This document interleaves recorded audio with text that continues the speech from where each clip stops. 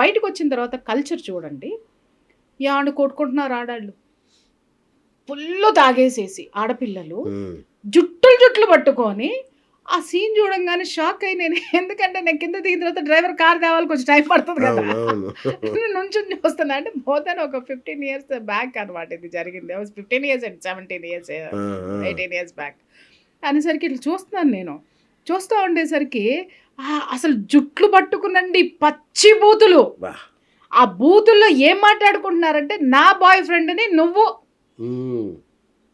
అరే నువ్వు మొన్న నాకు ఇదంతా ఎలాగ వచ్చిందంటే, స్లమ్ ఏరియాలో కనుక అక్రమ సంబంధాలు పెట్టుకుంటూ కొట్టుకుంటారు చూడండి. అతి నీచంగా రోడ్డు మీదకి వచ్చేసేసి జుట్లు పట్టుకొని, దానికి దీనికి ఏం తేడా లేదు. కాకపోతే ఏంటంటే పాపం వాళ్ళు చీరలు కట్టుకొని ఒక స్థాయి తక్కువలో ఉంటారు. ఇక్కడ వీళ్ళు పాష్గా మేకప్లు వేసుకొని గింత గుడ్డలు కట్టుకొని పాష్గా ఉండి తాగి కొట్టుకుంటున్నారు. ఓకే, కొట్టుకునేసరికి ఎంత నీచమైనటువంటి ఇదో. తర్వాత వచ్చేసరికి నాకు కారులో కొన్ని దృశ్యాలు అసలు నా వల్ల కాలేదండి. కారు దృశ్యాలు అరాచకంగా ఉంటాయి అసలు.